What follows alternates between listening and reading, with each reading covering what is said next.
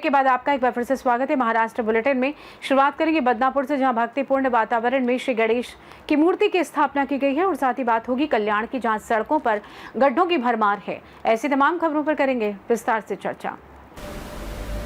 भक्तिपूर्ण वातावरण में बड़े उत्साह के साथ श्री गणेश की मूर्ति की स्थापना की गई।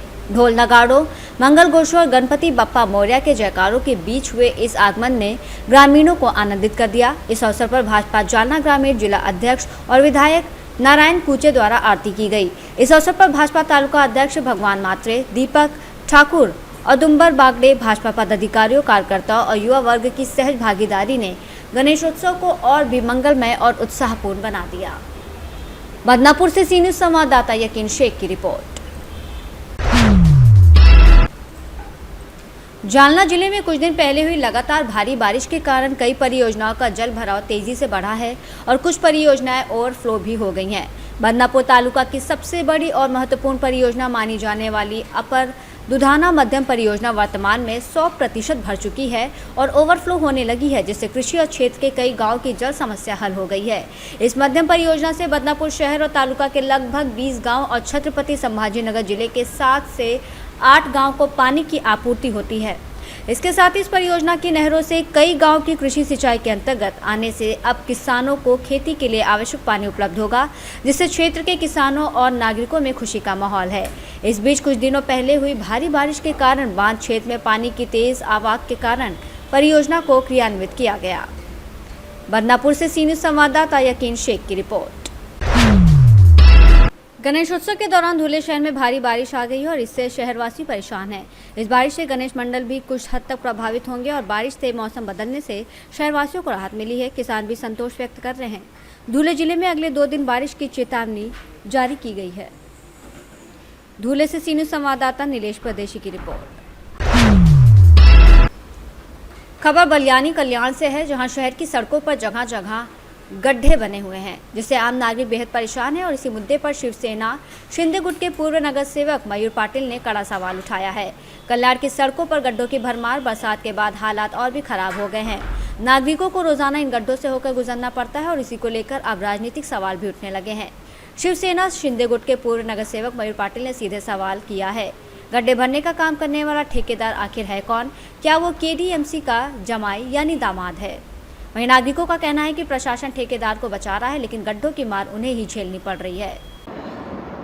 आता रस्त्यात खड्डे काय खड्ड्यात रस्ते ही परिस्थिती पूर्ण कल्याण डोंबिवली महानगरपालिकेमध्ये तर झालेली आहे आणि त्याच्यातच आमच्या अप्रभाग क्षेत्रामध्ये सुद्धा तुम्ही आता बघता आंबिवली स्टेशन ते बल्याणी चौक मार्गे टिटवाला जाणाऱ्याचा रस्ता असो, मोहनेतून मोहिली मार्गे बल्याणी चौक टिटवाला जाण्याचा रस्ता असो, उंबरनीचा रस्ता असो, या रस्त्यांची अक्षरशः चालन झालेली आहे।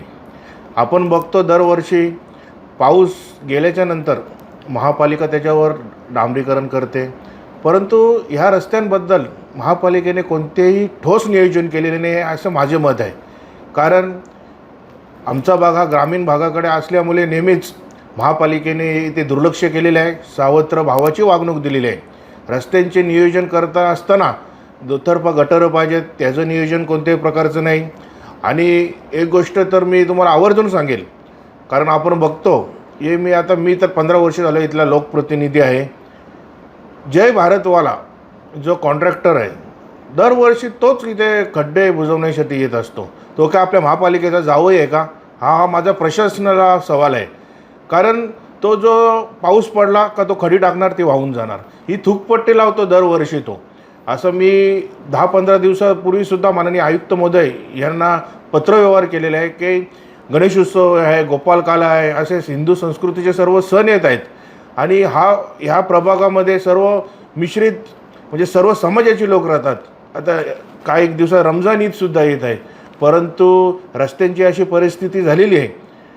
प्रशासनाला आता मी विनंती करून थकलेलो आहे। कारण आता आपण बघतो जो आंबिवली स्टेशनपासून आंबेडकर चौक अक्षरशः त्या रस्त्याची चालन झालेली आहे आणि इथे कुठला अपघात झाला तर मला वाटतं एक मोठी दुर्घटना घडेल। तसंच मोहिली मार्गे येणारा रस्तासुद्धा।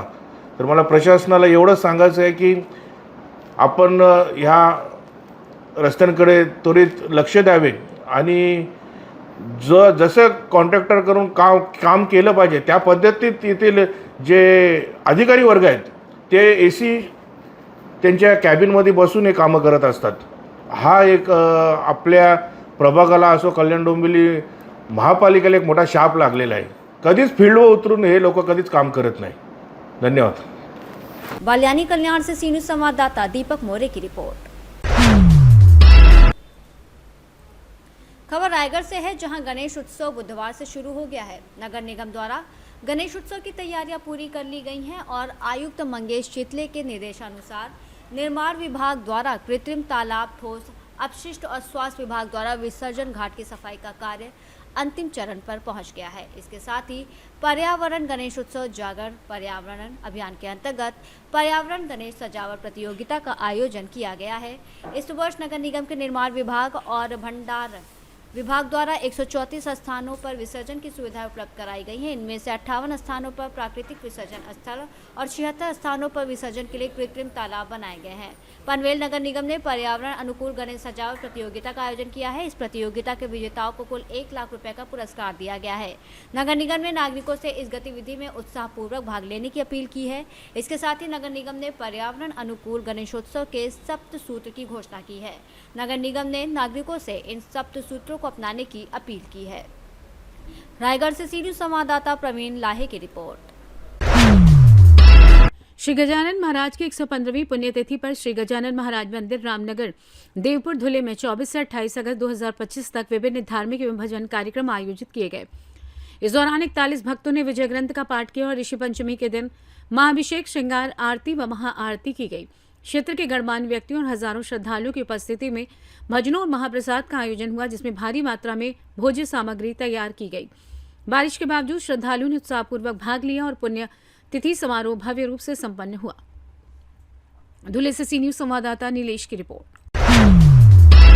नांदेड़ जिला परिषद कर्मचारियों ने जिला परिषद परिसर में गणपति की स्थापना की, जिसकी पूजा उप मुख्य कार्यकारी अधिकारी के नेतृत्व में विधिवत हुई।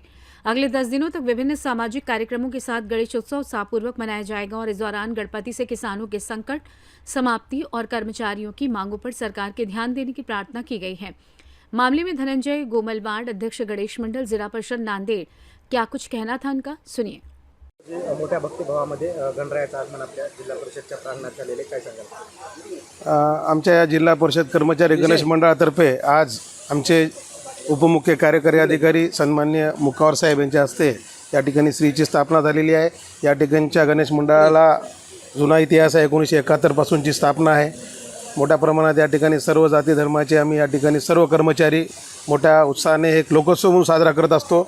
या ठिकाणी 10 दिवसाच्या धार्मिक वातावरणासोबतच रक्तदान शिबिर, शासनाच्या योजना नागरिकांना कळण्यासाठी त्याच्यासाठीचे देखावे, विविध स्पर्धा आणि काही महिलांच्या स्पर्धा असे वेगवेगळे कार्यक्रमसुद्धा आम्ही या ठिकाणी घेत असतो। महाप्रसादसुद्धा करत असतो। अशी एक वृक्षारोपण आहे, अनेक चांगल्या गोष्टीसुद्धा आम्ही या माध्यमातून करत असतो आणि एक सर्व मिळून या ठिकाणी चांगला कार्यक्रम होत असते।